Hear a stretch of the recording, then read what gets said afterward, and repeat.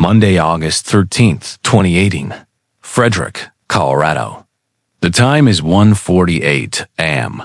A doorbell camera captures a pregnant mother, Shanann Watts, returning home from a business trip. She steps out of a friend's car. She walks to her front door. She types in her passcode, and she disappears into the dark house. It is the last time anyone will ever see her alive. Fast forward to 12 p.m. that same day.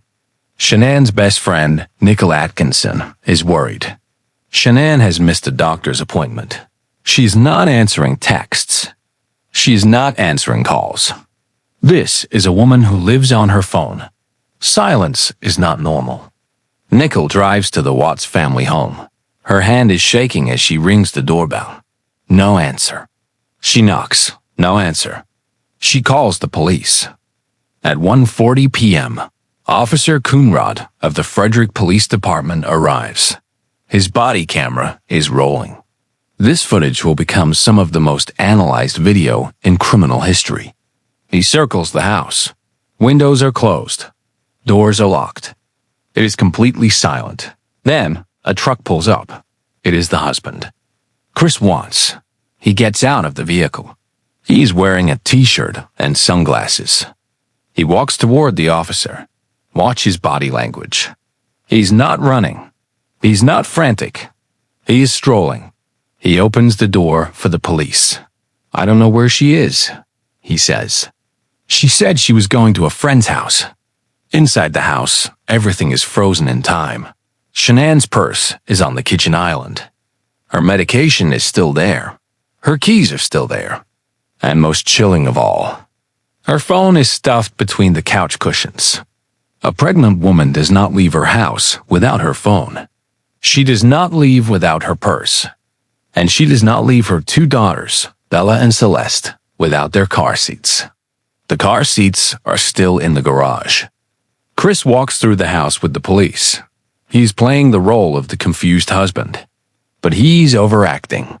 He talks too much. He offers theories that don't make sense. He says, maybe she just took the kids for a walk? A walk? Without shoes? Without car seats? Without telling anyone? The police officer is polite. But in his mind, the clock has already started ticking. This is not a missing persons case. This is a crime scene. The next day, Tuesday, August 14th, the media trucks arrive. Chris Watts makes a decision that will seal his fate. He decides to go on camera. He stands on his front porch. He wears a North Carolina Tar Heels t-shirt. He crosses his arms. He looks into the lens of the local news camera, and he begs for his family to come home. Psychologists call this the performance. But there are cracks in the mask. Look closely at his face. He is smiling. It is a subtle micro-expression known as Duping Delight. He thinks he is fooling everyone. He sways back and forth on his feet. A self-soothing mechanism. He talks about his children in the past tense. "I love them," he says. Not "I love them." "I want them back," he says. But his eyes are dead. There are no tears. There is no panic. Just a man trying to remember his lines. While Chris is performing for the news, his neighbor, Nate Trinastich, is performing for the police. Nate has a security camera. It points directly at the Watts driveway. Police ask to see the footage from the previous morning. Chris stands in Nate's living room, watching the screen. This is the moment the facade begins to crumble. The footage is grainy, but it shows everything. 5:17 a.m. Chris's work truck backs into the driveway. He loads items into the truck for nearly 50 minutes. He tells the police he was loading tools, but the video shows him lifting something heavy, something wrapped in a sheet, something the size of a human body. Watch Chris in the neighbor's living room. He cannot look at the screen. He puts his hands on his head. He looks at his phone. He shifts his weight. He's physically uncomfortable. Nate, the neighbor, notices it too. As soon as Chris leaves, Nate turns to the officer. He whispers one sentence that changes the investigation. "He's not acting right." Nate points out that Chris never backs his truck into the driveway. Never. Why did he do it today? Why was he loading the truck in the dark? The police thank Nate. They leave the house. They don't arrest Chris yet. But now they know. They're not looking for a missing family. They are looking for bodies. While Chris plays the grieving father, the FBI joins the investigation. They don't listen to his words. They look at his data. Modern crimes leave a digital fingerprint that cannot be erased. Investigators pull Chris's phone records. They pull his work emails. They pull the GPS data from his truck. And they find his secret life. For weeks, Chris had been telling Shanann he wanted to fix their marriage. But his phone tells a different story. He was seeing another woman, Nichol Kessinger, a co-worker at Anadarko Petroleum. While Shanann was away on business trips, Chris was with Nichol. They went out to dinner. They went to car museums. They went sand dune camping. He told Nichol that he was separated. He told her the divorce was almost final. He lied to her, just like he lied to everyone else. The digital forensics team finds chilling searches on Nichol's phone. Man I'm having an affair with says he will leave his wife. Amber Frey book deal. How much money did Scott Peterson's mistress make? These searches suggest she knew more than she admitted. But the most damning evidence comes from Chris's phone. On the morning of the murders, after he dumped the bodies, he Googled the lyrics to a song by Metallic, Battery, a song about destruction. He texted Nichol about their future. He looked up jewelry. He called the girls' school to unenroll them. Not to ask if they were there, to unenroll them. He was erasing his family before the police even arrived. The GPS on his work truck is the final nail in the coffin. Chris told police he went straight to work to check on a leak. But the GPS shows he stopped at a remote oil site called Chervy 319. He stayed there for over an hour, alone, in the middle of nowhere. Why? There was no leak. There was no work order. There was only an open field, massive oil tanks, and a shallow grave. The police now have the motive. They have the timeline. And they have the location. It is time to bring him in. Wednesday, August 15th. Chris agrees to come to the station. He thinks he can talk his way out of it. He walks into the interrogation room with Agent Tammy Lee and Detective Graham Coder. They are friendly. They offer him water. They call him Chris. This is a technique. They want him to feel safe. They want him to keep talking. And he does. He talks for hours. He spins a web of lies about Shanann. He says she was controlling. He says she was erratic. He tries to paint himself as the victim of a bad marriage. The detectives nod. They listen. They let him dig his own grave. Then, they drop the hammer. Chris, we need you to take a polygraph test. A lie detector. Chris hesitates. You can see the fear in his eyes, but his arrogance takes over. He thinks he is smarter than the machine. He agrees. This is his biggest mistake. The polygraph examiner sets him up. He asks baseline questions. Is your name Chris? Are we in Colorado? Then the real questions. Did you do something to Shanann? Do you know where they are? Chris answers, no. But his body is screaming, yes. The score comes back. A score of -4 is considered a failed test. Chris Watts scores a -18.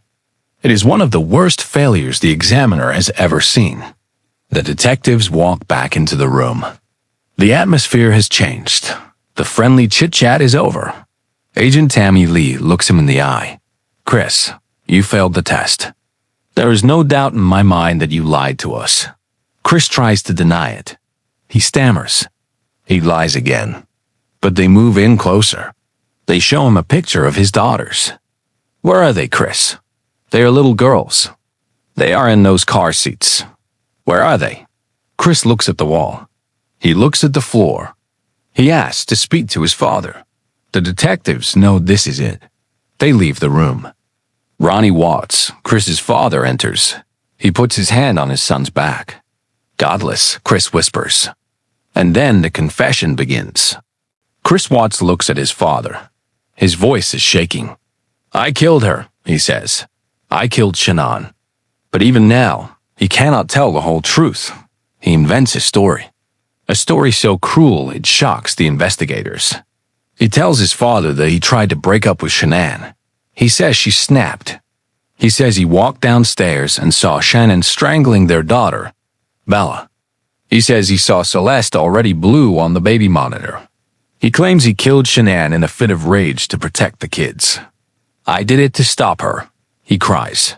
He's trying to be the hero of his own murder story. The detectives watch from the other room. They know it is a lie. Shanann Watts did not hurt her children. There is no evidence of that, but they need to find the bodies. So they play along. They come back into the room. "Okay, Chris," they say. "Tell us where they are." They let him believe his lie. They let him think they buy his story about Shanann being the killer. Because if they call him a liar now, he might stop talking. He draws a map. He marks the spot at Chervy 319. They are at the site, he says. Shanann is in the ground. The girls, they are in the tanks. The oil tanks. The detectives are sickened. The tanks are filled with crude oil. The opening at the top is only 8 inches wide. To put a child in there, it requires a level of darkness that is hard to comprehend. Chris is arrested. He is led out of the interrogation room in handcuffs. He still thinks he has a chance. He still thinks he can sell the story of the angry wife. But the autopsy results are coming. And the dead speak. No more stories about snapping. And finally, in the cold light of the prison cell, Chris tells them what really happened. He didn't kill Shanann because she hurt the kids. He killed her because he wanted to be free. He strangled her in their bed while she slept. She never fought back. She never screamed. Then, the most haunting detail of all, Bella and Celeste woke up. They walked into the bedroom. They saw their mother wrapped in a sheet. "What's wrong with Mommy?" they asked. Chris didn't answer. He loaded Shanann's body into the truck. And then, he put his living daughters into the back seat. They were alive. They were scared, but they trusted their daddy.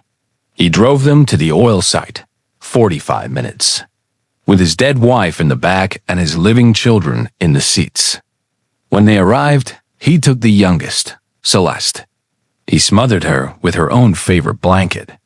He dropped her body into the oil tank. Then he came back for Bella. Bella was 4 years old. She was smart. She saw what happened to her sister. She looked at her father and screamed, "Daddy, no." Those were her last words. He killed her. He put her in the second tank. Then he buried Shanann in a shallow grave nearby. He got back in his truck. He ate a protein bar. And he went to work. This is the reality of the family annihilator. There was no snap. There was no sudden rage. It was calculated. It was cold. It was for a new life that never existed. Chris Watts thought he could erase his family and start over. He thought he could outsmart the police. He thought he could act his way to freedom. But he forgot one thing. We are watching. The cameras, the text, the GPS, the neighbors. The truth always surfaces. Chris Watts will spend the rest of his life in a concrete box, looking at pictures of the family he destroyed. Subscribe to Curiosity Bin. We dig deeper.